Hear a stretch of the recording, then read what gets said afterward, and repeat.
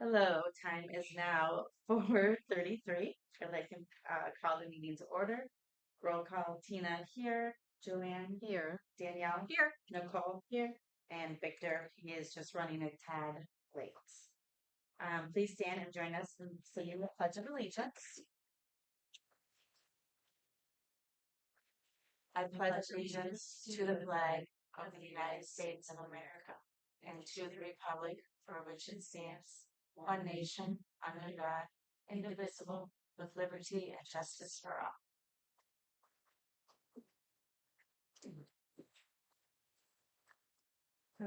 I will make a motion to approve today's agenda. Can I get a second? I'll second. All in favor of that motion, say aye. Aye. Any nays? Motion carries 4-0. And look who is arrived. Sorry, I was going very slow. say the pledge slow. Yes. Work is a priority. We get it. All right. Sorry about that. That's okay. Number 5, approval of consent items. I was going to say you all had your opportunity for questions, but are there any questions on the consent items? I know you guys mentioned you potentially had questions. No, not for there. Okay. Oh. All right. So then I'll make a motion to approve the consent items A, B, C, and D. Can I get a second? I'll second. Nicole. Mm-hmm. All in favor of that motion, say aye. Aye. Aye. Any nays? Motion carries 5-0. And 6, presentation of Gaussman transportation. Before we do that, I know usually we do them separately. Can we just simply say with the 2 resignations that we have, typically we'll just say a thank you. Sure. And so I know, like, we've touched base on this. Thank you to them. They've spent many years here at Bristol, and they're on to a new adventure, and so we wish them well. So, Absolutely. thank you. The floor is yours. Thank you, ma'am. Good afternoon, and thank you very much for the invite this afternoon. I'm Larry Kirkley. I'm the president of Gaussman Transport. This is Kate Soon, the location manager at the Wilmot Terminal. I've been with, just a quick background for me, I've been with Gaussman for coming up on 6 years now, and Kate's been with us since December-ish, I think is what it was. But I'm here tonight to propose a contract renewal for student transportation services. We renewed last time with the school district back in 2021. That was, I think, effective on, that was probably the same as this. I think it was July 1st. Just a quick background on this last, or that I should say the current term. In January of 2022, we had, kind of coming out of the COVID time period that at that time, we had, there's a severe driver shortage across the nation. Everybody probably remembers the news stories on that and whatnot. And there became very much a wage war with drivers' wages and salaries. So we went out, I went out to every single one of our customers, basically with hat in hand, and asked for an out-of-cycle increase to cover an out-of-cycle driver wage increase. And the district here was generous enough to give us that out-of-cycle increase. I bring that up because that ties into the rate, the asking rate increase for this term of the contract, or at least for the renewal term. The renewal term request for year 1 here is 4.5%, and just to kind of substantiate that ask, I just kind of highlighted what CPI has been since that out-of-cycle wage increase back in January of 2022. CPI has gone up by 17% as compared to the 10% contract increase. In addition to that, the bus bodies and maintenance, 2 of our largest pieces of cost at Gaussman Transport, 28% and 38% respectively. And then the 4%, pardon me, the 4.5% increase also reflects an approximate 8% driver wage increase that I've got budgeted for this upcoming school year. The contracts that we had, Gaussman Transport had with all the school districts down here, and we serve, I think, 8 districts down here. to set Randall aside because Randall was an addition probably about 3 or 4 years ago, so their contract was a little bit different. Were legacy contracts from the Lennon days, a long, long time ago. Dousman Transport purchased Lennon back in, I think it was 2017, and those contracts just kind of carried over. They're very, very old, very antiquated. This new term here, it's a refresh contract, and there's some material changes that I would like to bring up for discussion for questions. But two of the biggest ones that I think is important for the board to know is the contract guarantees. There's our contract, when we modeled the contract, is based off of 172 days of school. And like the previous contracts, there's a recurring rate for 9 months. And the new proposal is that despite the number of days of school, despite weather cancellations, despite pandemics, et cetera, that Dousman Transport receive compensation, the full compensation of those recurring costs for the 9 months. So those fixed costs for the 9 months. In addition to that, kind of took the guesswork out of and some of the risk, just to be frank, out of the contracts as well. And what we've done with the rate increases in years 2 through 5 is tied it directly to CPI, with a floor of 3% and a ceiling of 6%. So what that eliminates really is the need for any sort of negotiations to happen with respect to the future years of this contract here. And it just goes off of the CPI. For example, the renewals from existing contracts that are not expiring this year, it's typically a March to March look or a first quarter to first quarter look as year over. I think in March to March or February to February was like 2.7%. So in some of these contracts, the automatic renewal for the new contract term was 3%. And like I said, where we had those really, really crazy years, it'd be capped at 6%. So just as an example, I hope I made sense there. But those are the two big material changes in this contract here. But pending your questions, that is the ask. This is a 5-year renewal. I know I feel like I'm bouncing around a little bit here. So the 7 districts, again, setting Randall aside, that we have here, about half of them renewed last year, 4 years or 5 years, and then the other half renewed this year. Again, either 4 years or 5 years. The contract that I used last year with all the school districts and the contract that I used this year with all the districts down here, they're nearly identical. The language is, I mean, it's verbatim. It's essentially a cut and paste from district to district. It's all 3% floor, 6% ceiling. It's all tied to CPI, and it's all 100% of the compensation over those 9 months, like I said. Can I ask a question? Yes, I ma'am. haven't actually looked at, the contract or anything that's in there, but I have seen on our expenditures over the last couple of years, we pay for maintenance of the buses. Is that, or maybe we've misnamed what those expenses were.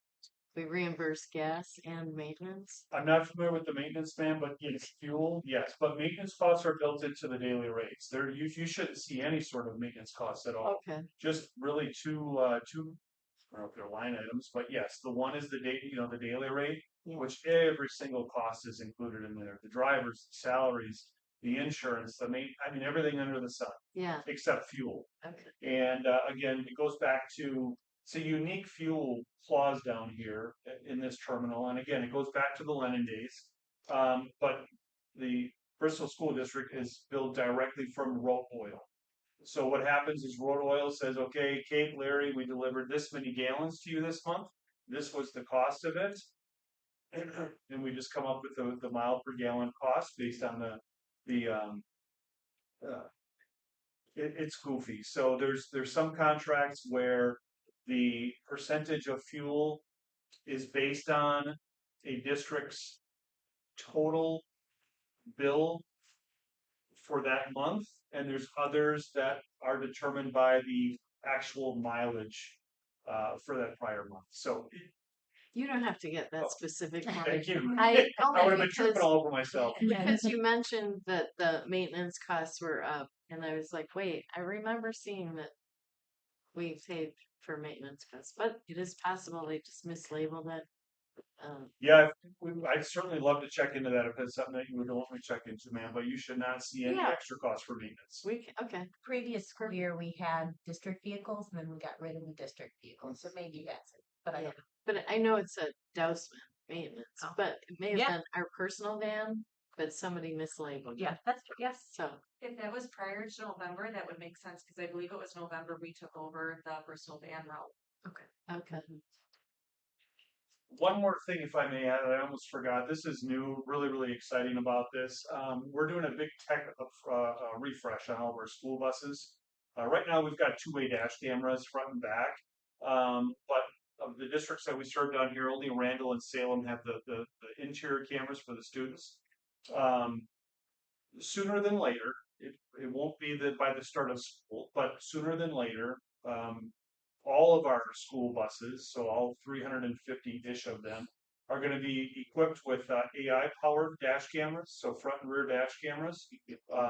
Really, these are going to enhance safety. We've had our sister companies field test these things, and if you're not familiar with them, what they do is they send a driver alert. Pardon me. They send an alert directly to Kate. Well, in this case, it would be Kate of any sort of indicator of a poor driving behavior or something along those lines. So it might be driver on a cell phone, driver nodding off, driver with their eyes off the road for too long, just different things like that. And it'll send a real-time alert to Kate where she can get on the radio and intervene and say, you know, what's your status or whatever, intervene in that right away.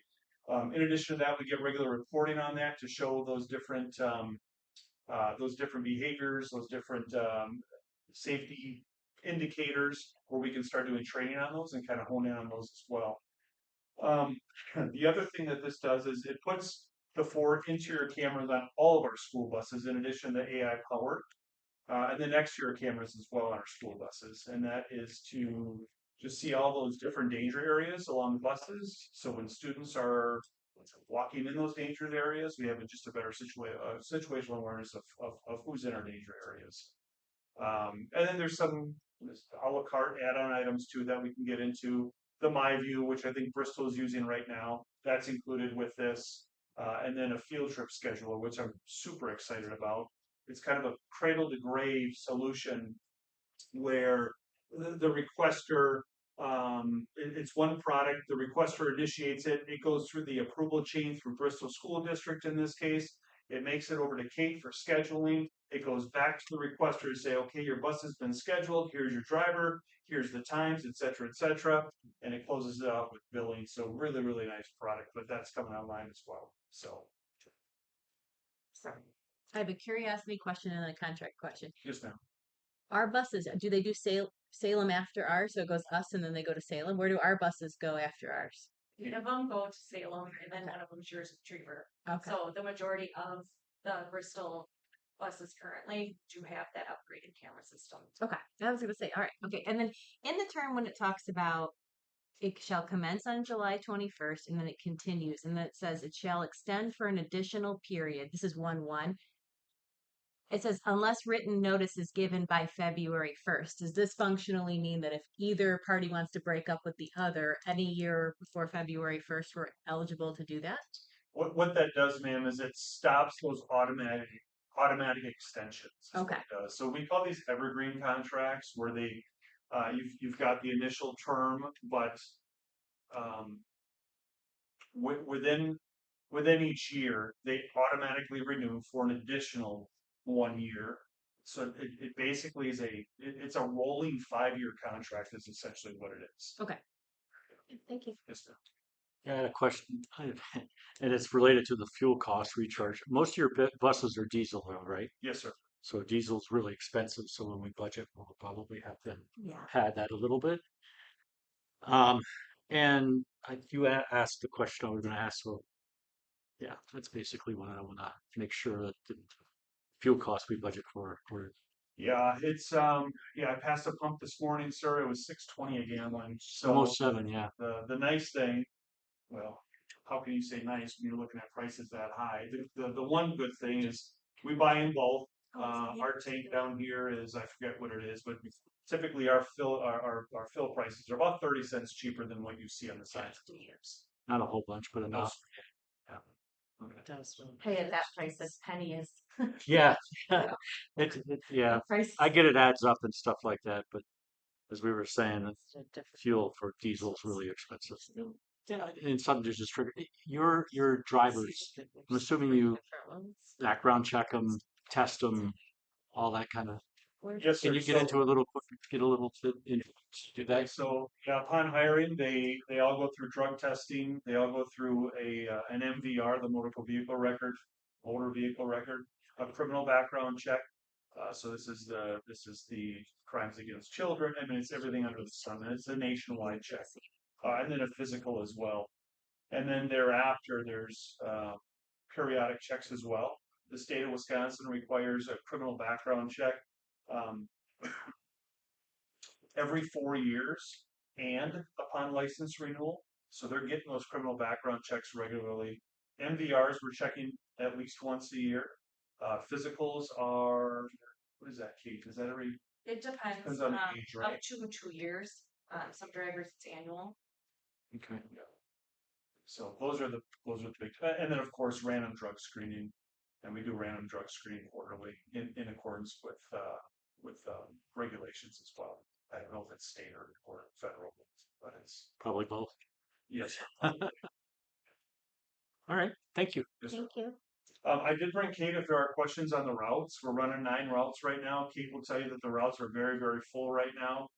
We met with Dr. Schmidt probably 2-3 weeks ago or so, kind of about equalizing some of the ridership on the route. So Kate's going to be working on that. But what we had discussed is the last thing we want to do here is add a bus. I mean, annual cost right now for an exclusive use school bus is between 65 and 75, or 65 and 70,000 a year. So we certainly don't want that cost for the district. So we'll equalize best we can, and we'll pack these buses full if that's the district's intent.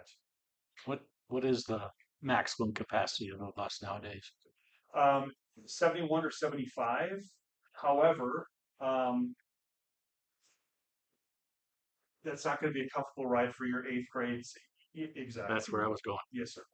So, but if, Majority of the Bristol fleet is 75. And they're at capacity, you're saying? They're a tight fit. I actually just had all of my Bristol drivers yesterday, marked down for me, who has actually ridden, not who's just registered to ride. Mhm. And I mean, 55, Oh. 62, 41, 65, 67. So I mean, they're Numbers. Yeah. Yeah. I know parents have asked this question, and I think I know the answer, but why can't a kid ride a different bus at home? that Yeah, I think I already know the answer, but like as far as like, letting a student ride a different bus home, is it a Dousman rule that's normally set forward from the school. from the school? Okay. Mhm. All right. I work out of the North Prairie Terminal, and if a parent wants their student to ride another bus home, it's based on if there's room on Written that bus, permission. and they can contact the bus company, if you can contact Kate or whatever, and if the district doesn't have any issues with it, we have no issues with it. Thanks. Yes, ma'am. Have a quick follow-up question on the fuel. So with the diesel, going into next year, as we're doing the budget projections, would you say, what percentage increases is something out there expected? 55%. Depends on what the street of your mouth is gonna be. Okay. May I get back to you on that, Jorge? 'Cause I would just, there's different things that we could do as well. So in some areas, we'll contract fuel as well. Contract prices are going to be very, very bad right now. I know that. But that is an option where we might be able to maybe work some of that in there at least to cover some of these fluxes that are happening. But I mean, we all know what it's being driven by right now, and it just. If you allow me, sir, I'd love to get back to you on that. Just kind of give a better. Sounds good. It's just not hard to predict, but we need a placeholder, going into next year. Better to be on the air on the side of caution. Right. Okay, Yes. okay, so I'll go hopefully. Yes, sir. I don't have any questions. Do you guys have any other? Thank you. Okay. Thank you for the. Thank you for your guys. time too. Thanks Thank for you. coming. All right, number 7, district administrator. Get that choice going to start. Well, are you? Oh yeah, you're. Let's just go. You can explain.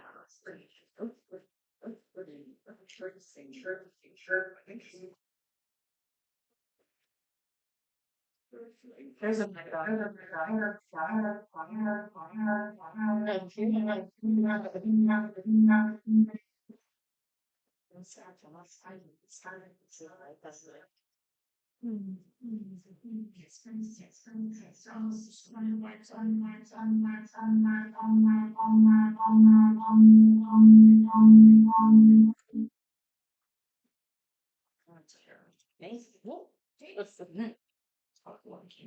Sorry about that.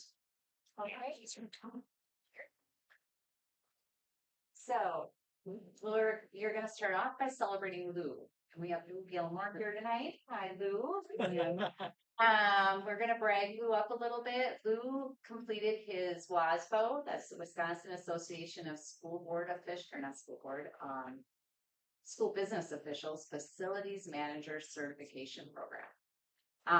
So it was a program developed by WASFO to ensure that those responsible for managing school facilities have access to current knowledge, best practice, and leadership development necessary to support safe, efficient, and well-maintained learning environments.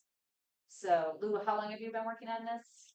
I'm sorry, I can't hear anything. Oh, sorry. How long have you been working on this? I think I got you that. It's been 4 or 5 years Okay. of this thing.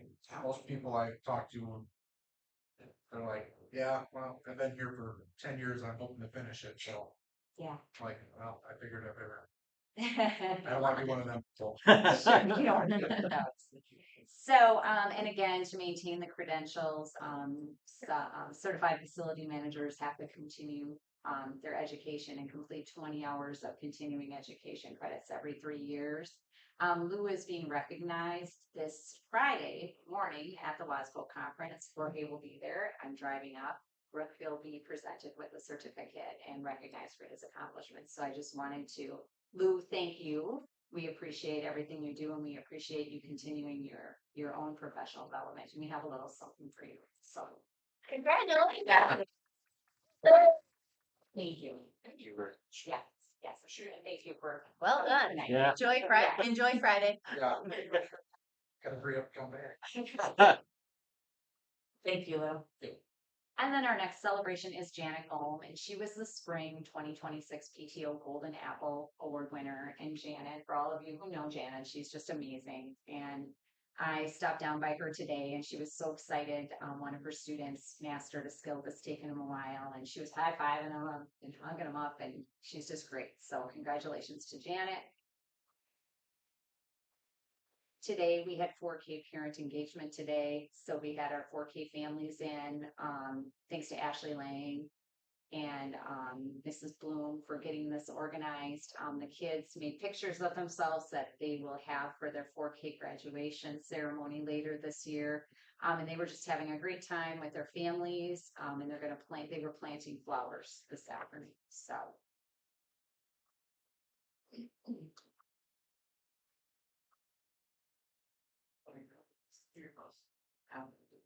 Our 8th graders had their class trip to Washington, D.C. By all accounts, they had a great time. I will talk about this a little bit later. DPI is looking for stories from school districts as we celebrate America's 250 years of being a country, founding our country. So These were part of the activities that we submitted to DPI of things that we've done to celebrate.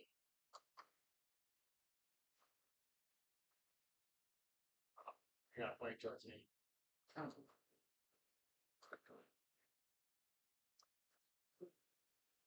No, I get you. There you go, celebrating America 250. So, I can't even say that word. I don't think the semi-quincentennial started in 2016 with the formation of the America 250 Commission. So, America 250's mission is to celebrate and commemorate the 250th anniversary of the signing of the Declaration of Independence. And again, just a time for us all to reflect on our past, strengthen our love for our country, renew our commitment to the ideas of democracy through programs that educate, engage, and unite us as a nation.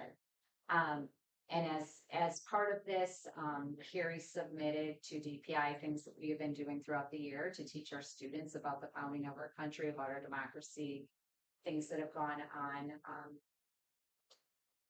So some activities,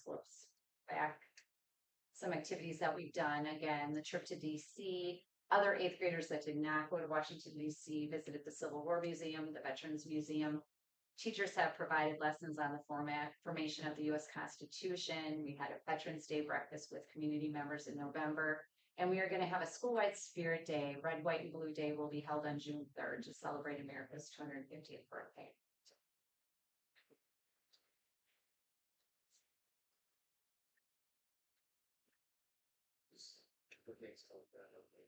Okay.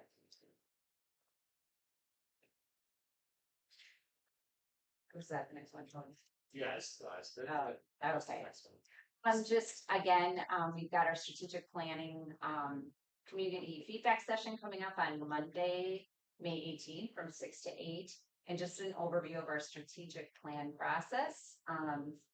We have our staff and community surveys. We finished our staff survey.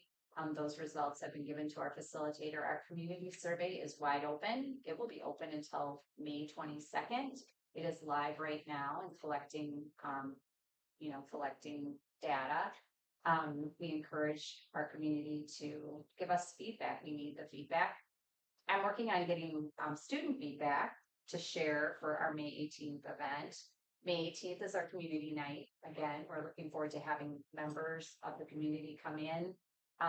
Danielle Bosnick will be facilitating the evening. She's got a full evening planned with lots of good activities as we help, to help us guide our planning for the next several years and the direction of the district.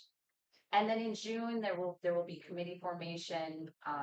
Again, she'll be gathering the results, share those results with the Board of Education in June. So again, the feedback night information, the survey information, and then throughout the summer, committee meetings will be occurring to develop the strategic plan.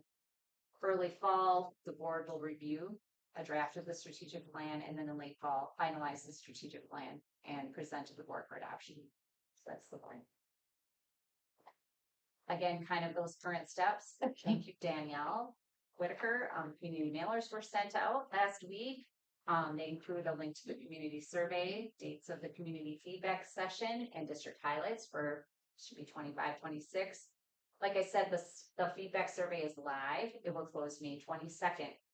Our feedback session is the 18th, and we are keeping the survey open longer than that because we want to make sure that we have enough time to get information from community members.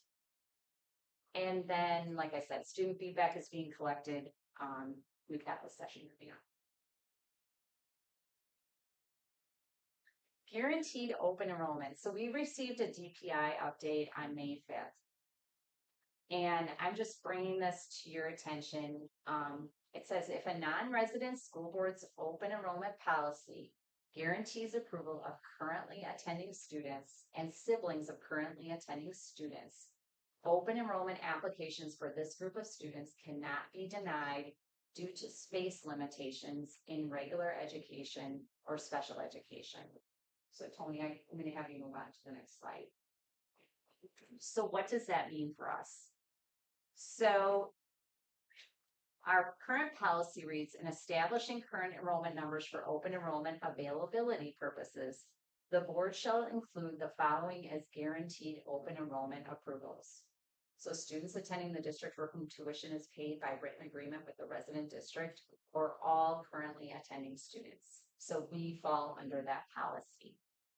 I am not recommending a policy change at this time because that would mean that every year, every student who's currently here under open enrollment would have to reapply. And we have at least 200 students that are open enrolled into the Bristol School District. We will monitor what, if any, impact this has on the number of students receiving special education services in the district. What we do need to change is the wording in our administrative guidelines to reflect the update from DPI, because currently our administrative guidelines state that if a non-resident student's IEP is developed or changed after starting in the district, and it is then discovered that the district does not have necessary programs available or does not have space in the special education program, the district may notify the student's parent and the student's resident school board. And if such notice is provided, the non-resident may be transferred back to their resident school district. So what DPI is saying is you cannot do that because, we've already set, we have 0 seats in special ed, and what they're saying is you can't do that. You could send a student back if you do not have the program that week. So I just want you to be aware of that. We will monitor it and I will let you know if there's any big changes. I did ask Jorge to share with me the difference in numeration between a student open enrolled, a regular open enrollment student without a disability. We get about $10,400 for, and a student with a disability who's open enrolled, we get reimbursed about $14,000. So I just want you to know kind of the difference. It's obviously much more expensive than $14,000 to educate a student with a disability, but it's, again, there's differentiations in who those students are. So I just want you to be aware of that. And then I want us to come back to that personal communication device legislation. I have asked Nicole to put that back on our May 27th policy meeting. Again, just for those of you who don't know, Wisconsin Act 42 prohibits students from using wireless communication devices during instructional time. All school districts must adopt a policy by July 1st prohibiting students from using personal communication devices during instructional time. It does not prohibit the use of school-issued devices. There are exceptions. Students who need their personal device to manage a health condition, students whose personal communication device is part of their IEP or 504 plan. During a student medical emergency or a threat of school violence, the school has to allow the student access to their personal device if they request it. When a teacher allows personal communication devices for educational purposes. The other thing is, all policies must outline the consequences for failing to follow the policy. We currently have a policy. Our current policy is actually more restrictive than the language in Act 42. The current practices and administrative guidelines do not match our current policy.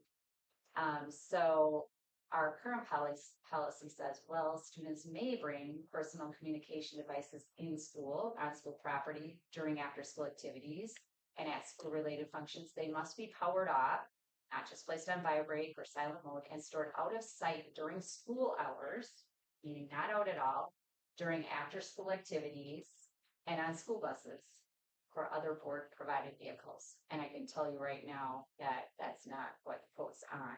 And our administrative guideline is completely different from that. So I would like to bring it back to the policy committee to review the policy. And then as an administrative team, we will talk about the administrative guideline. So And then- if policy talks about it May 27th, we then need to approve, well, we already have a policy. We have it. But we could potentially revise in June. Okay. So we don't have to worry about, I think it was a July, Yeah, we already have, we have one, In so we don't have to We worry do. about. We would. What I'm really gearing up for is I want us all to be on the same page, and I really want us to look at our administrative guidelines, and I want to talk about the research behind bringing personal devices into school and the harm that they can do to kids and the anxiety that it produces. I also want our administration to look at the data that we've collected around how much time are we spending dealing with bullying situations because of personal communication devices. How much anxiety is there because kids are worried that they're missing out on something in their locker and somebody's talking about them. How many instances do we have of kids taking phones in lockers and locker rooms and in bathrooms and possibly snapping pictures of kids, which we have had happen, right? So again, going back to we need to make sure that we have a safe and calm learning environment. And I'm not saying the kids shouldn't be able to bring a cell phone to school. I know in my last district, the kids actually, when we implemented some changes, the kids actually transitioned really well. It was the parents that really struggled with it in the beginning. So again, I'm not saying kids shouldn't be able to bring their cell phones to school. I think we all need to get on the same page of what that looks like when they're in school. I like the alignment. Yeah, yeah. So again, we'll review the current policy, admin team will review current administrative guidelines. And then again, we have, we need to start working on our school handbook. We've already started looking at it. And I want it to be very clear as we're going into the school year. So everybody's on the same page. And then upcoming events, May is a big month. Again, big shout out to our PTO. They've got the Renegade Run coming up. I think we might have missed a shout out page, Tony. So I do want to put a shout out to our PTO. I want to thank them. Last week was Staff Appreciation Week. Oh my gosh, every day we were just surrounded with great food, thank you notes. The acts of appreciation were just amazing. So thank you.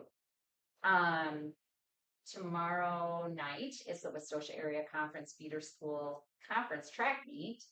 And all year, I think our students have been doing very well. They've done very well in athletics across the board. The Bristol Band is going to be playing at Six Flags on Friday. We've got the Bristol Book Fair next week.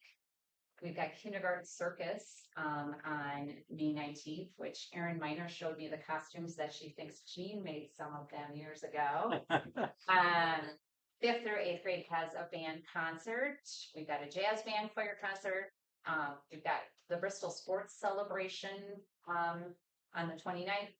Like I said, we've got that Spirit Day and then 8th grade graduation. So it is a whirlwind, and I hopefully I didn't forget anything, but it's a busy month of May. What is the 4K graduation date? Don't know. It's in the next day. Oh, it's in Yeah. I will let you know. Yes. It is adorable, but it's in the middle of the day. I'm in for it. I think that's it. Did you Is get that that? no? That is not it. So what's on the horizon for the next 30 to 60 days in the life of a district administrator? Again, working on strategic planning, doing a lot of staff hiring, onboarding and offboarding. Continued benefits committee discussions. We met with our benefits committee earlier this week. Preliminary budget discussions, planning salary negotiations, finalizing summer school. We've got the IDA and title grant claiming and preparing for those grants for the upcoming school year. We're preparing for student registration. We would like to begin student registration earlier this year for the 26-27 school year. Data retreats, goal setting for 26-27, setting district and school improvement goals. Reviewing vendor contracts, reviewing updating job descriptions. We've got our annual notice updates coming up, legal compliance updates, setting professional development for the next school year, setting expectations for the next year, and reviewing our safety plan, and then planning budgetary items to make sure that we're supporting that. So just a Thank few you. things. Yeah, Yeah, that's it. that's That's it. That's all. That's it. That's all. Summer. Oh, and then summer school. Yes, summer school registration closes May 22nd. We've also got summer band camp. Currently, we've got 168 students enrolled for summer school, and we've got 38 students enrolled for summer band camp. I'm sure that those numbers will go up. We are going to close the registration May 22nd. I'd really like to get 200 students if at all possible. And we had a lot of staff members actually show up when we had a night to see who was interested in teaching, much more than I would have thought. So I think we're gonna be okay. Is that up or down from years previous, number of students? Up, Up? up. Yes, last year I think we had 78. Oh, so you more than doubled. Yeah. Again, to how it was packaged and like the selections and the whole team who pulled that together, it was very well done. So, yeah. That I think is it, right, Tony? Yeah. Okay, all right, thank you. Thank you. All right, Jorge, that is on to you. Okay. I think while Tony's pulling up the presentation there, I'll go ahead and I also have packets just in case, because they're numbered, right? You don't want to. Yeah, and it's hard to look at those things. Right? I appreciate it. Okay. And I'll start to do a one pager per slide instead of printing three and Oh, okay. right? So that's a good thing. So now that we're winding down with the year's end with the budget, just looking, a lot of what's on folks' radar is where we are positioning wise, right? What does our budget actuals look like compared to our projected, right? So when we go through that budget cycle of preliminary budget, then certifying the budget, and then we get into the school year, right? Then we start the expenses, the revenues, and so we're going to look at three main funds today. So I thought it would be a really good visual to look at our main operation funds, right? So we're discussing Fund 10, right, which is our general operational fund. We'll also look at Fund 27 and the activity going on in there. And then we'll also look at Fund 50 and then see how those three main big funds, right, interact and what they tell us year to date, right? Because it's wonderful to plan and a budget, and we do our best in terms of projections, but here we're going to look at projected versus actual, right? So the first slide you have there is Fund 10, and we're looking at Fund 10 revenues. So we're looking here on this slide is what was projected, right? So what did we budget for in the beginning of the year? And you'll see the same consistent groupings. So we have, in terms of revenue, our local source dollars, we have our inter-district payments, state sources, and you see the running total as far as the revenues that we anticipated to receive. There's also a column there for 24-25. So you're able to see, what we budgeted for in 24-25, what we budgeted for in 25-26, which is our current fiscal year. And then to the right, I thought it would be helpful to put a net change column, just as a good visual to see where we're at. Because when you get those board reports, all these numbers are exactly in there, but they're, in different pockets of it. So just making sense of it. So if, the overall picture here is with Fund 10 is that we budgeted, an increase in revenue for this year of $64,388, right? And so this is budgeted, right? The next slide over, and if you could help me keep that over, Tony. So now we'll look at budget performance today, right? So we're looking at actuals. Joanne, did you have a question? I did. Yeah, I was just gonna ask if you know off the top of your head why the state sources went down 459,000. See, so that's the 600 grouping, right? So within that grouping is equalization aid. So what happens is as there's a balancing effect of school districts, right, with local dollars and equalization aid. And so it's that level offset. So year to year, right, that will certainly look different. Yeah. So that what that's saying there is that, as we get more local dollars, the equalization aid from the state is this. Got it. Yeah, the great question. And within those groupings, like that's the 600 series, there's, certainly even more, we could get more granular, but, to keep things kind of at a digestible level, we figure that grouping for sure. works well. Yeah. So when we're looking in terms of the actuals year to date, so we have this is as of, we're reporting in May, so these are the budget actuals from April, right, of 2025, versus April of 2026. So that's what you're looking at here, and you're looking at the net change. Basically from here, the biggest difference is depending on when we receive our tax dollars and they're reported in our Skyward financial system, that also posts at a different date. So you may see that, slight variance. It's a timing thing. But you can see that, on page year to date, we do have higher activity in terms of revenue that we received year to date. And that's a good thing in terms of cash flow, right? Because you want to make sure that you have enough cash flow within your budget to meet obligations.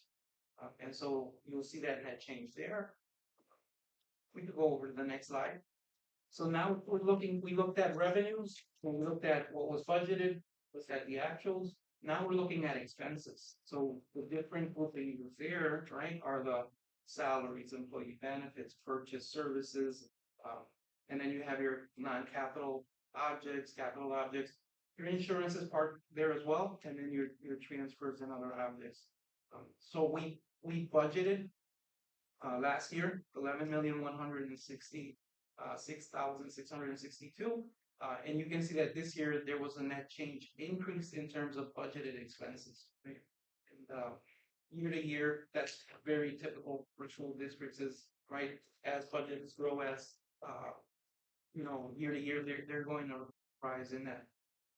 Your expenses are going to rise, and then you see that 24-25 budgeted versus the revised. So you do see the increases in the different expenses that the school district incurs.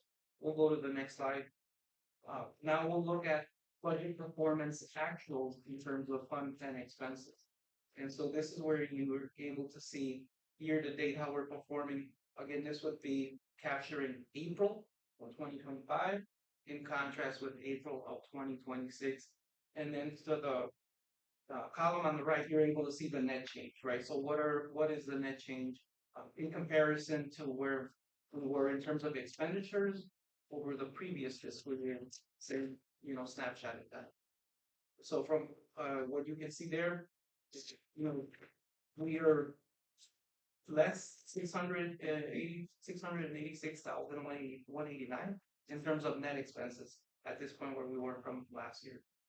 And you can, do some further analysis here by groupings as well. We'll go over the next slide. So now we're switching totally in funds, right? And we're looking at Fund 27. So these are Fund 27 revenues. That big line item on the first one, which is that 100 grouping, is the operating expense for what is anticipated that will be the transfer at the end of the year from Fund 10 to 27, because Fund 27 at the end of the year cannot have a negative balance. It needs to always balance out. And so Fund 10 sends a transfer to get that account at a zero balance. Last year, that transfer was 1,201,672.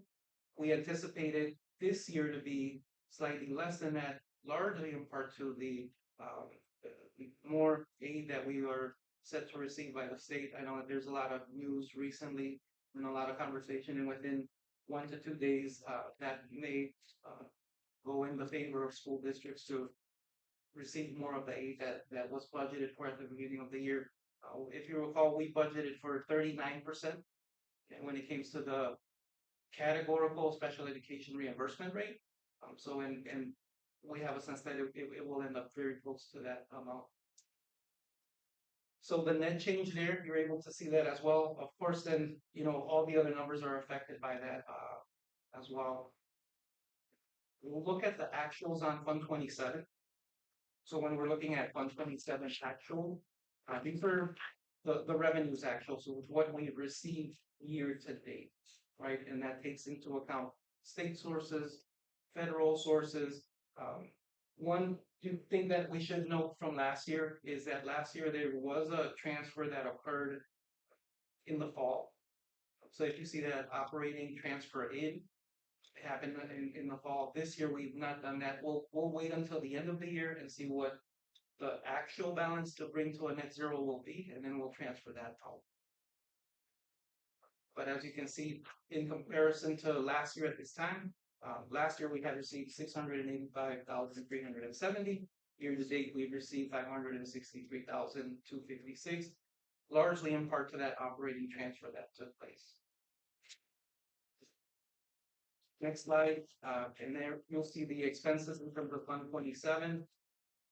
And the major storyline there is, right, budget increases. We're spending more in terms of salary, benefits, purchase services as well. So the net change is overall that we are at this point, at this juncture in the year, spending 45,390 more than we had last year within Fund 27 expenses. We'll go over to the next slide. Right, so that you have the budgeted, we have the actual expenses, and then there's a quick summary. You could go over to the next slide. So the next slide just itemizes the three major fund accounts. So our 10 revenues and expenses. So these are all year to date in terms of, April 30th, right? Where we're at. So we can see our net revenues, net expenses for Fund 10, for Fund 27, and for Fund 50. Fund 50 is also one of those funds that is a major operating statement fund. And you can see the net change within those. The one that, like the fiscal year activity for 25-26 for Fund 10, because of that receivable that was logged into the Stagware system, we're at 1,350,000. Which shows us at a different position in terms of last year where we were at, largely in part to that being reported early. The next slide will show you the actual, once you combine Fund 10, 27, and 50, and show you our positioning for the year, right? So that's taking into account revenues and expenses within those three major funds, and then giving you a running total year to date as far as activity. Within those funds. So our positioning in 25-26 at this point, if you were to take into account Fund 10, Fund 27, and Fund 50, is at 442,900 as of April 30th. We're keeping a close eye, on what the Fund 10 to 27 transfer could look like at the end of the year. And so this just gives you some year over year funds transfer data.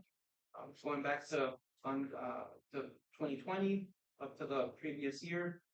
So we're keeping a close eye on that.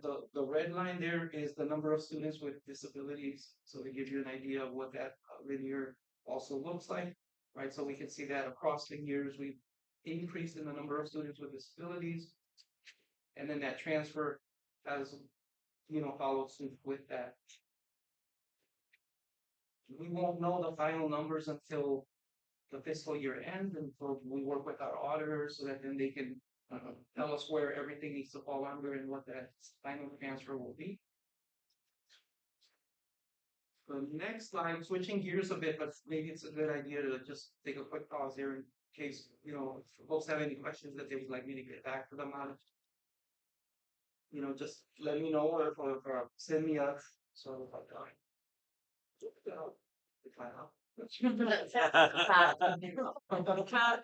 I send her the link next time. The membership audit. So we did have a membership audit, and we'd like to go over those numbers there with the membership audit. But it's simply with the membership audit, which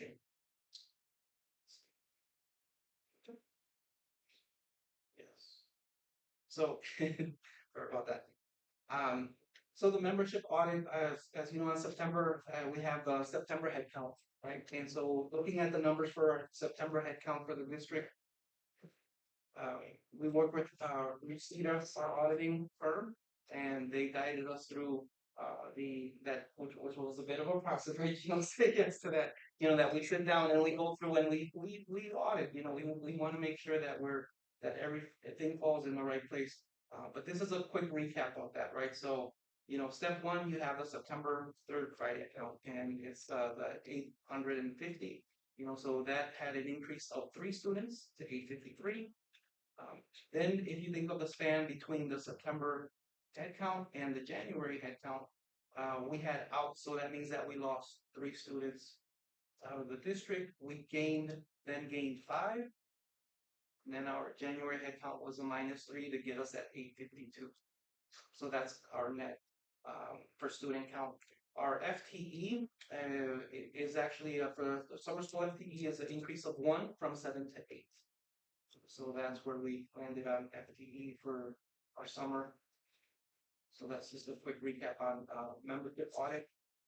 The business office is working diligently and year round, right? There's never a time that it does slow down. So over the next 30 days, these are just kind of what's on top for the next 30 days. And I'll just go and do a quick review. It's letter of intent for the non-certified staff, teacher renewals letters. There's also the WASBO conference. And there is a budget workshop that we're looking to schedule. And I think we have some dates planned for the second week of June. So that way it gives us at least a week's time there to prepare for the June board meetings. The goal is to have a preliminary budget for the June board meeting. There is a preliminary audit. We're working with our audit firm, Lucida, and so they're doing their on-site preliminary fiscal audit on June 8th. We're also working within the next 30 days to continue the title grant claims with partial submissions, the liability insurance, right, which is up for renewal as well. So getting the renewal quotes on that. Staffing increase model. So that's something as we are working with staffing projections with the staffing budget, which is the largest part of our budget. We're looking at, what those increases could look like, looking at some model scenarios. And then teacher salary negotiations is a part of that. And then we're also looking at reviewing the non-certified compensation schedule, especially for our EA groups within that. And strategic planning is a big part of that as well. If we look even further ahead for the next 60 to 90 day period, it's finalizing the title grant and claims and reporting. So that's where we have the final numbers for the title grants that are reported. Also looking at debt retirement strategy for the district, right? So as we go into next year, preparing for what that debt retirement strategy will look like based on the upcoming 26-27 budget. It'll also be closing out the transfers from Fund 10 to 27. We'll also have discussion about transfer to Fund 46, right? So the Fund 46 for projects, right, building projects as well. And then the Fund 50 to the food service, right? So that end of year as well, transfer that goes to that. And then we'll also be preparing for the final audit, closing the year on the fiscal books. There's some skyward functions that we do also with just rolling over annual processes for staff, time off allowances and such. And then finalizing the budget increases as for 26-27. We're also working on the fixed asset costs for the district as we work with our auditors. Also updating that as well. Issuing the teacher contracts for 26-27. There's also an effort to update the vendor contracts and to have those digitized and within our Skyward system so that we have an easier access rather than them being in paper format. So we can do a quick pull and just we'll review with those contracts. We're also looking with those contracts at setting start date, end date, renewal date. So just triggers within the system to keep us ahead of contract renewal. And then lastly, OPEB. So it's our post-employment benefit obligations for the current year. So we're also looking at what outstanding obligations we have out there to close out with the current fiscal year.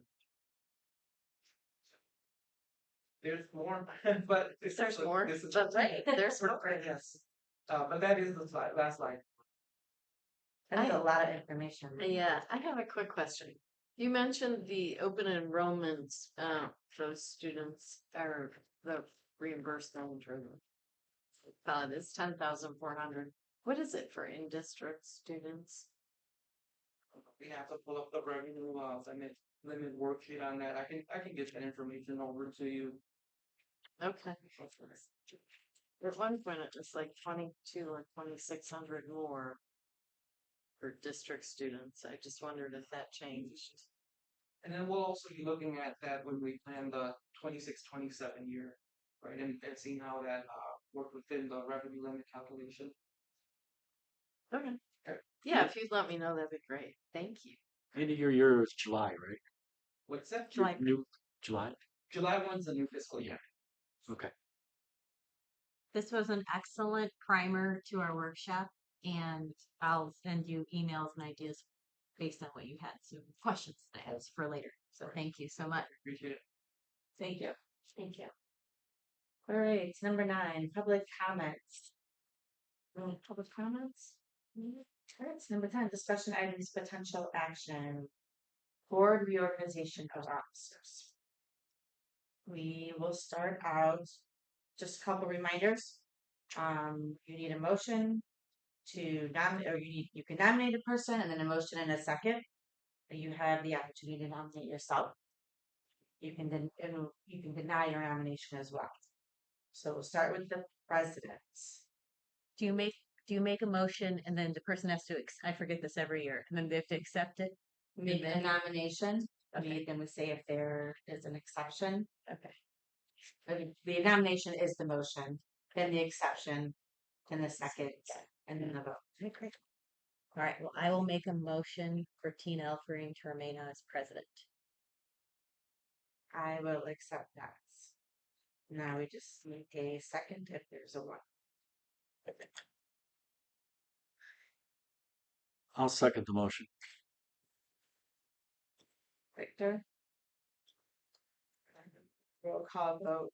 Tina, yes. Victor? Yes. Nicole? Yes. Danielle? Hi. Joanne? Yes. Okay, thank you, everybody. Moving on to vice president. We need a motion, nomination.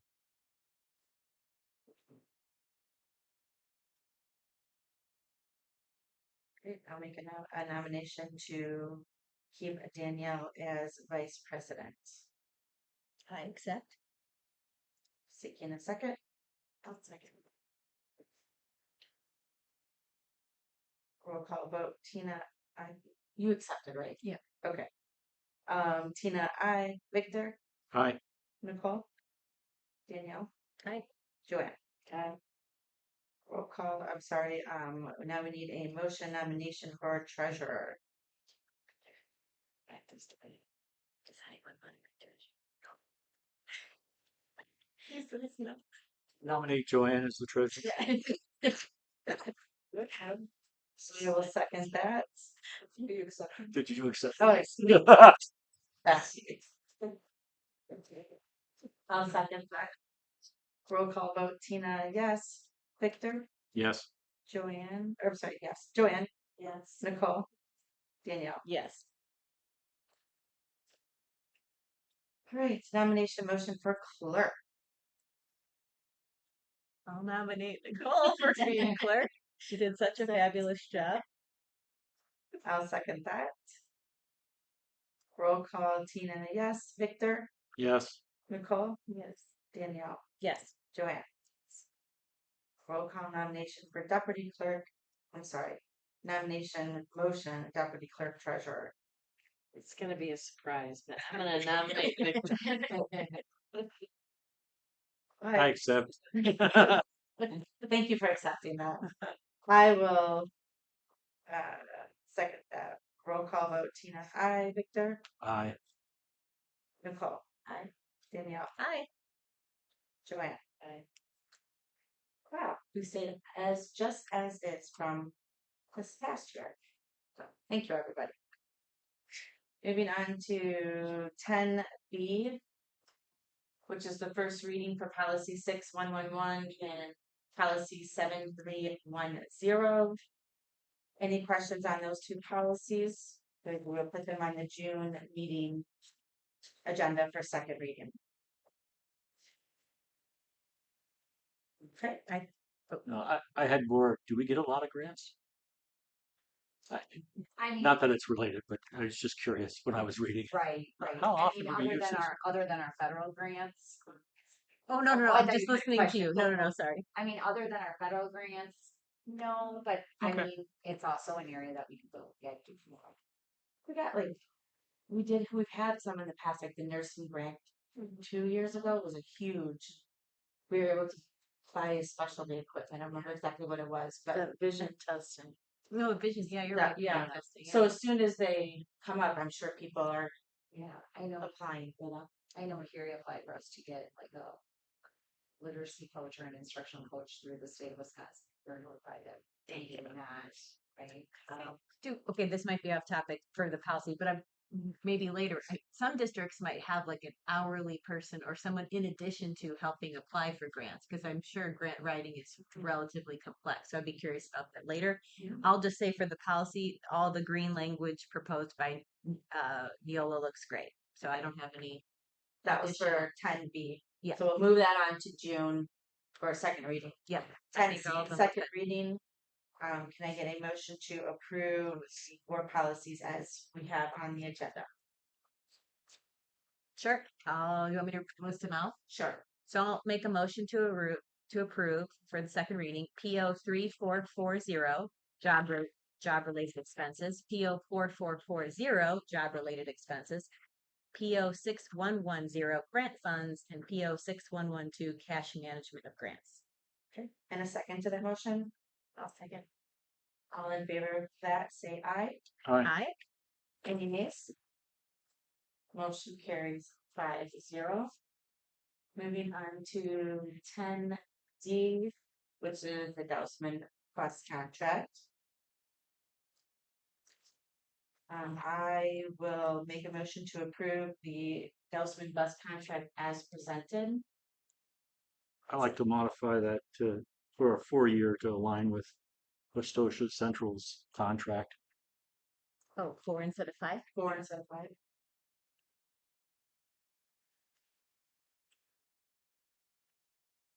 What was the last? What's your thinking on that? I'm just this first I, time. I think that when we have better leverage, sorry, Dustman, but when we can negotiate together, and as a school district feeder program, we already share buses and stuff like that.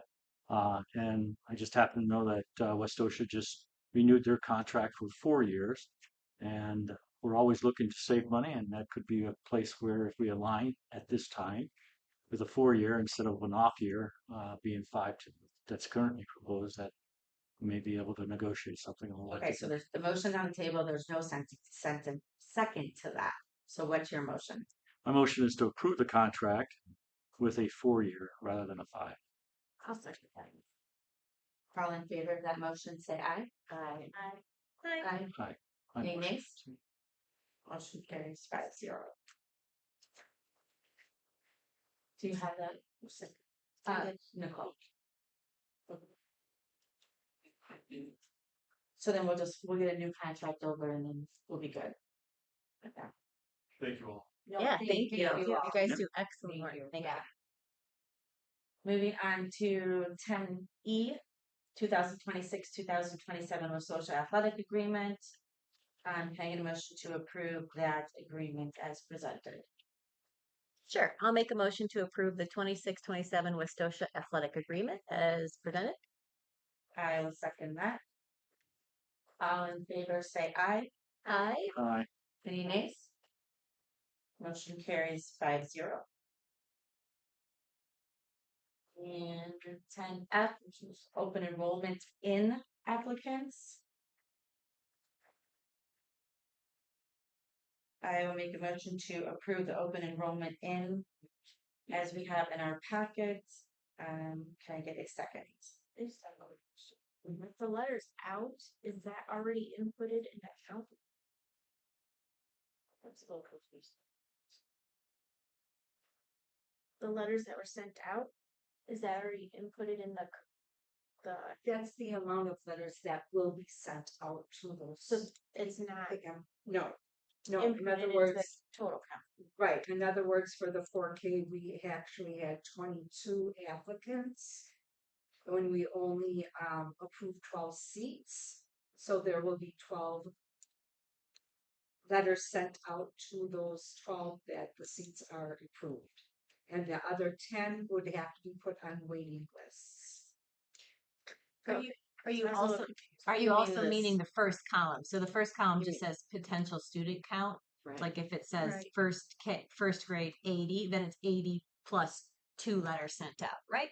Yeah, So that's what I 82 guess I kids. was trying to. Yeah. So it's not, okay. So the projection number doesn't include the letters being sent because we don't know if they'll accept.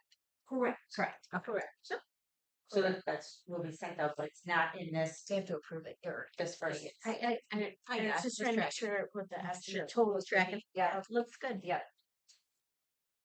Can you- Sorry, on that note, Nicole, we talked, with the Lehman to see if we could potentially move up our online registration and enrollment, so we have a better idea of how many kids are actually enrolling, because we've got these kids on waiting lists, and we don't wanna have to wait until September, you know what I mean, to tell them, so.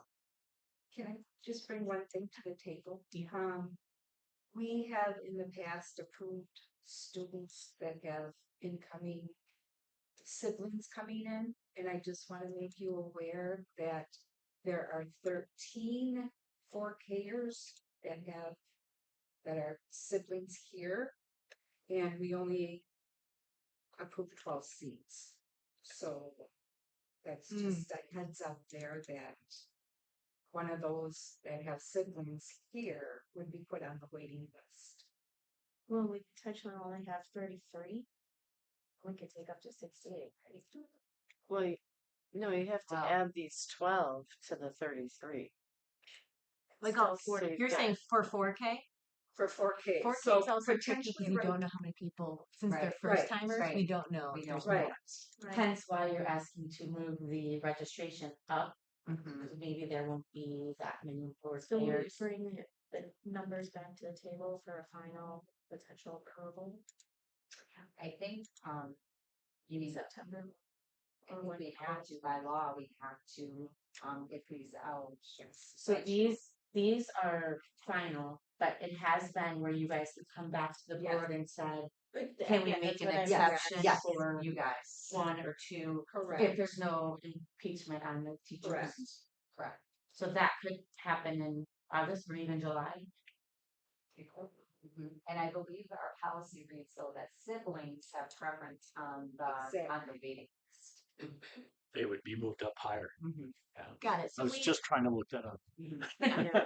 Okay, so that's an option for the summer to talk about as well. Okay, so do you want one of those siblings then put on the waiting list? I think we have to because Yeah. that's what the policy says until we can amend it. Right? Could that come back in June? If we're closer and we I would want, squeeze more numbers, yeah, because even if we take the 12, 33, that's only 45 kids that we can accept up to 68. And I know we could potentially get more, but there's still a decent gap. Isn't 4K though half days? It is.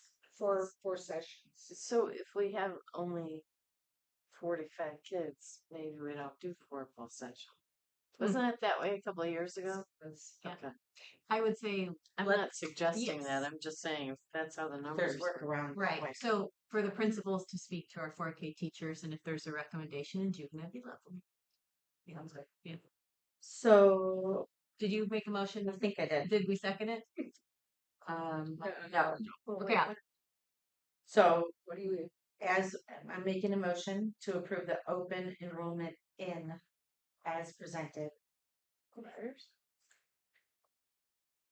This chart. This chart. I'm approving this chart. Right now. Yeah, And and then there's a in wait June, list. because we have to have these out to our families by June first. So we're approving the letters going on. Correct. We're approving these the numbers numbers. right now. So we're, yep, the numbers. We already We approved the seats. She has to get the letters out. Now we're before- approving the letters being sent to families. Yeah. Yes. Mhm. Is there a second? I'll second it. All in favor of that motion, say aye. Aye. Aye. Any nays? Motion carries 5-0. Now moving on to 10G is open enrollment out applications. I will make a motion to approve open enrollment out as presented. Seeking a second. I'll second it. All in favor of that motion, say aye. Aye. Aye. Aye. Any nays? Motion carries 0. 10H is the support staff notice of reasonable assurance of continued school year employment for 2026-2027. In the board packet was the letter that will be present or given to the staff along with the list of support staff that will receive those letters. Which is nice because we've never done that before. So it's nice to send this to the support staff. We did last year. Did we do letters? Okay, Are you looking for a motion? sure. All right, I'll make a motion to approve the support staff notice of reasonable assurance and the list that was provided. I second. All in favor of that motion, say aye. Aye. Aye. Any nays? Motion carries 5-0. Moving on to 10I. Again, we have the letter that will be going to the teachers for renewal, along with the list of certified staff that will be, the certified staff that will be getting those notices. I'll make a motion to approve the continued school year employment for 2026-2027 for the certified staff members. Seeking a second. Sorry. Nicole seconded that. I'm speaking over you. All in favor say aye. Aye. Any nays? Motion carries 5-0. 10J, which is the certified staff liquidated damages. Do you want to speak to that? or- Sure. So administration is requesting that the board approve an increase in liquidated damages for certified staff members who request a release from their contract after the following dates. This request to increase liquidated damages is needed to offset the costs that the district incurs when staff request releases close to or after the start of the school year.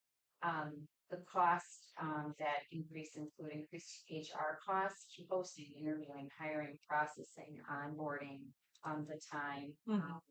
So the current liquidated damages that we have right now, if a certified staff member decides to, they sign their contract and they decide they want out of it. Currently, after July 1st, it's $500. We are requesting an increase to the amount of $800 from if a certified staff member breaks their contract between July 1st and July 31st. Currently, if they break their contract after August 1st, currently the liquidated damage is $1,000. We're asking to increase that to $1,200. That would be anyone who breaks their contract between August 1st and August 30th, and then after September 1st, it would be 3% of their gross salary. And this brings us in line with practices that are similar to other districts in the area. So that's that's our, I guess, question. I'll make a motion to approve it as written. I'll second. All in favor of that motion say aye. Hi. Any nays?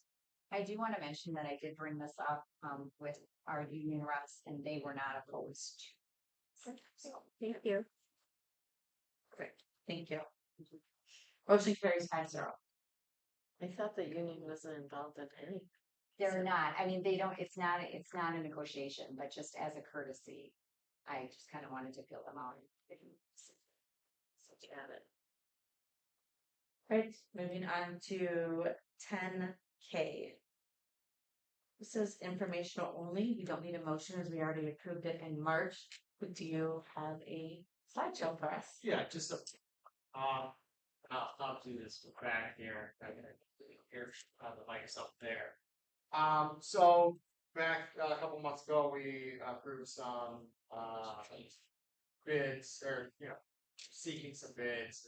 470. We filed a 470 request proposals for 3 major projects, and we just received our funding decision commitment letter from USAC. So that puts us right here in the middle of the process of the 471 and 472, which is 472 is invoicing. So after we make purchase, we'll move on to the invoicing of USAC. This is where I'll work directly with Jorge to zero budget for these items to make sure that these projects are funded.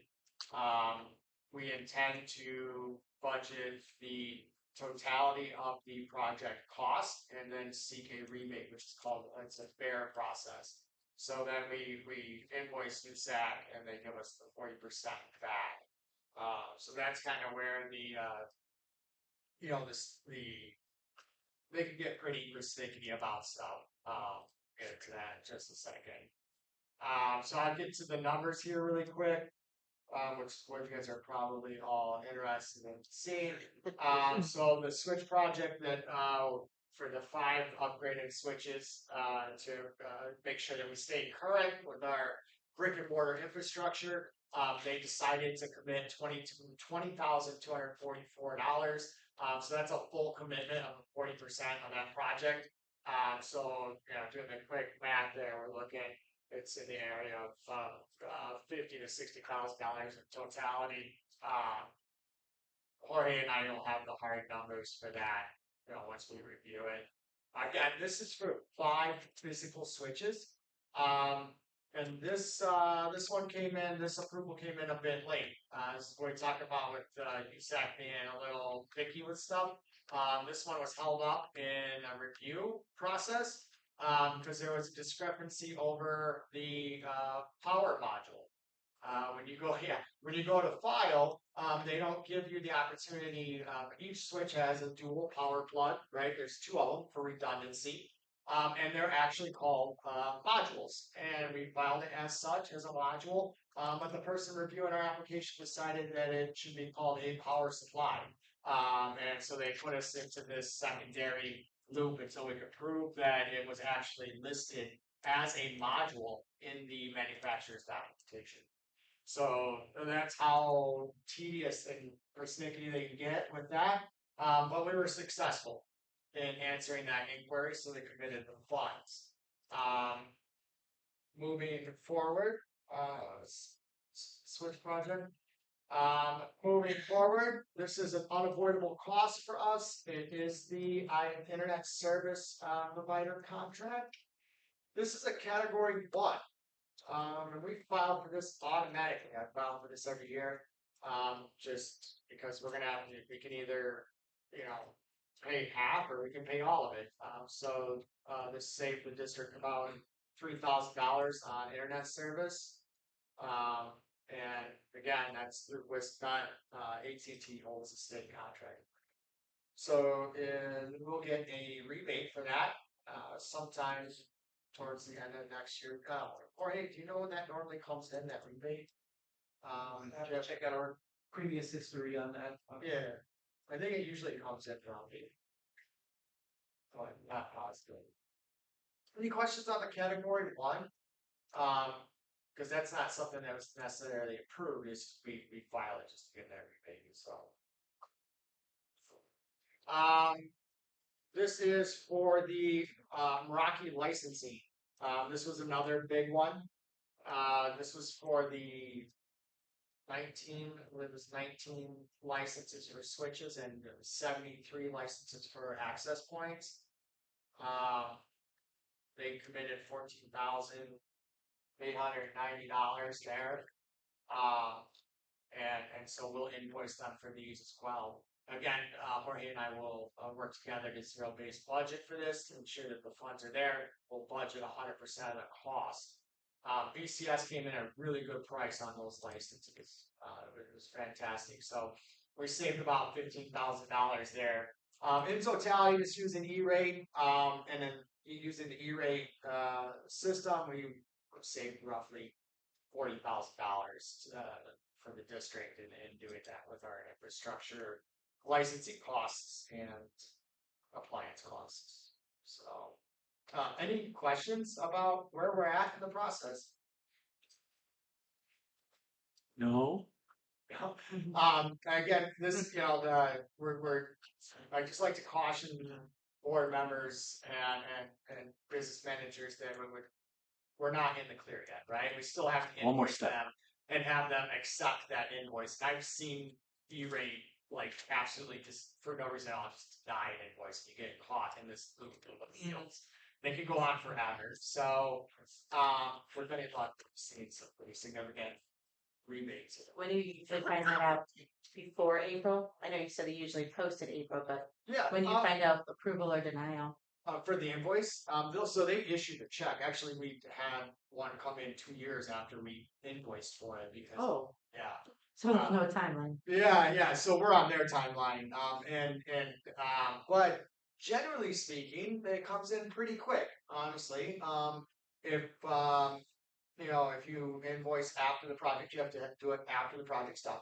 So this would happen after July 1st. I would probably invoice them right around August, and we would know sometime in that, after the first year, most likely. I would assume. So it's relatively quick, considering that they're processing those invoices for thousands of schools. So yeah, and we've had some pretty good luck. We've had pretty good luck. Don't jinx it. I'm not. Tony, just to get back to you on that E-rate, so they do a quarterly discount for us when they do their invoicing. So they'll break it up into 4 quarters for us, Okay. and they chop it from the total bill. For the Category 1 on that. DSP? Yep. Okay. Yeah, I was wondering how they did that because they just changed over to AT&T after the state contract. All right, well, that's what I have for you guys. If there's no other questions, we're going to proceed over the summer with these projects. Thank you. Thank All you. right, thank you. Need any help? Let me know. I'll be checking in with you just because I want to keep you in the I want to keep you in the loop there. So. All right, moving on to CISA 2 delegates. As a reminder, this individual goes to the convention on June 15th at 6:30. Everyone has the notification that was in the BOE folder. Last year, Joanna went. Did you? And then the 2 years before that were Danielle. Yeah. It's a nice little drive through the country, and it's very nice to network with local board members. I have a conflict that day, so I can't attend, but it's a nice little event. And they feed you. And if you They do, feed you. mm-hmm. Thank you. You want to go? Sure. I will make a motion for Nicole to be our CISA 2 delegate. Thanks, Nicole. Do you accept? Seeking a second on that motion. I'll second that. All in favor of that, say aye. Aye. Aye. Any nays? Motion carries 5-0. 10M is the CISA 2 contract. This is for the school year 2026-2027 school year. I'll make a motion to approve that service contract. Seeking a second. I'll second it. All in favor, say aye. Aye. Any nays? Motion carries 5. And then the recommendation for the 2026-2027 school year, it looks like there's just the increase to the breakfast lunch for students and breakfast lunch for staff. And the recommendation is to keep the student registration fees the same. I just have a question that food service increases, does that then keep us even or are we still in the negative? It's an attempt to get us even. If we do a slow increase over time, it's not going to be as much as a payment shopping for families, right? To increase, lunch or breakfast, significantly. So that 10 cent is a modest increase, and it's standard practice. But I mean, there's so many factors that go into the Fund 50 end of year balance. This certainly wouldn't get into a net zero, right? But it's going to go in the right direction. And I did want to get back to you on that revenue max per member amount. That's $11,650 is the max on that for 25-26, and there's that $325 increase per year. So we anticipate that getting nearing the 12,000 per student mark this year. Were you asking the revenue limit or were you asking for the general state aid per student? And not just state aid. Well, it's basically a revenue limit, which is made up of state and local, or cap, if you will. So open enrollment, we received 10,400 per student, but district But the district membership is 11,650. for 25-26, and we anticipate a Plus- $325 increase for next year per student Is that just for the in district or does that also with open enrollment? within district. It's Thank you. So I will make a motion to approve the 2026-2027 school fees as recommended. I'll second. Victor seconded. All in favor of that motion, say aye. Aye. Aye. Any nays? Motion carries 5-0. So we are looking to schedule a budget workshop. Dates in May, beginning of June. I asked Jorge to give us a couple of dates that works for him and Michelle that you feel comfortable with, that you would have the information ready. Yep, as early as that 8th of June, but anytime during that week it work as well. Okay.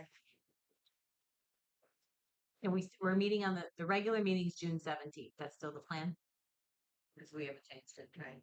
Right. I could do any night that week. It's pretty open. How does June 9th work?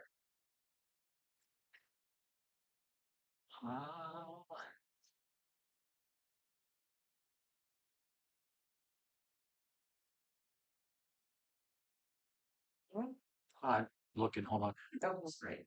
It takes a while to open these things up.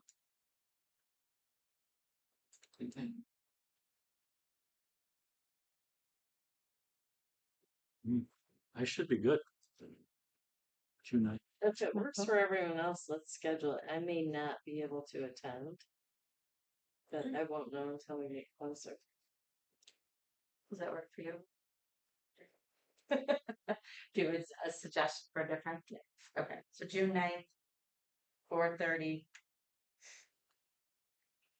Tell me if if it's not working. And then we'll do, 2 hours, that could be eaten up quickly. But schedule for 2 hours. Schedule for 2.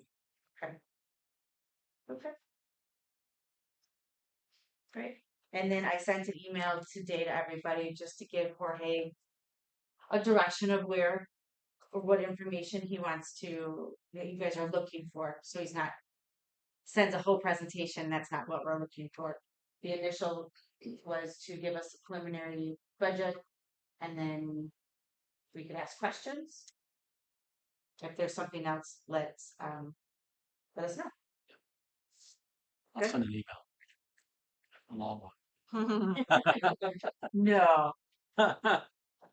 All right, number 11, future agenda items. Anything that you guys want to see on the June other than the normal stuff?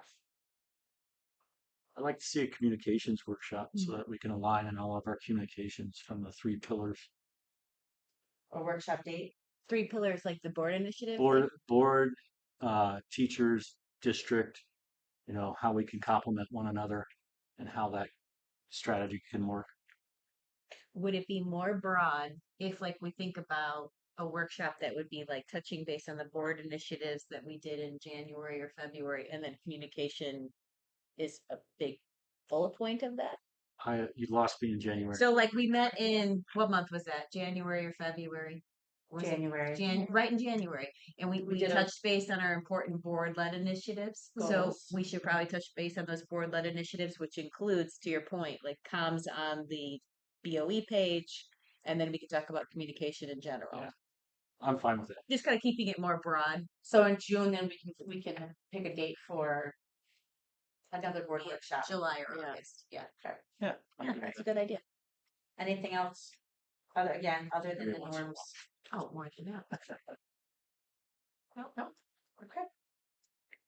Moving on to number 12, convene into closed session. Under the board will convene into closed session to discuss and take action if appropriate under Wisconsin statute 19.851C to consider employment and promotion compensation or performance evaluation data of any public employee over which the governmental body has jurisdiction or exercises responsibility, specifically to discuss professional staff resignation, contract renewals. We'll make a motion to move into closed session, seeking a second. Roll call vote, Tina, yes. Victor, Yes. Nicole, Yes. Danielle, Yes. Joanne. Yes. Motion carries 5-0. We could just have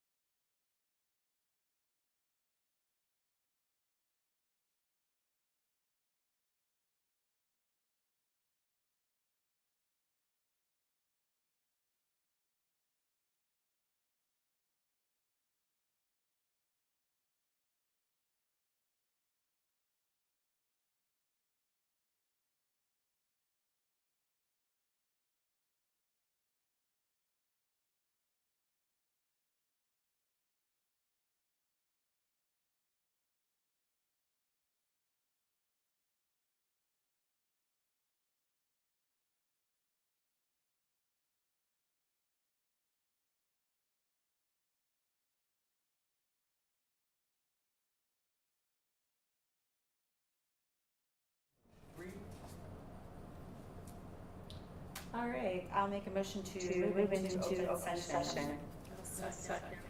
All in favor of that motion, say aye. Aye. Any nays? Motion carries 5-0. And I will make a motion to approve the network administrator Lawrence Green and the 4K fourth grade principal Carrie Houston's contract. Can I get a second? Excuse me. I'll second it. All in favor of that motion, say aye. Aye. Aye. Any nays? Motion carries 5-0. And I will make a motion to adjourn tonight's meeting. Time is now 7:46. I'll second. All in favor of that motion, say aye. Aye. Aye. Any nays? Motion carries 5-0. Thank you, everybody.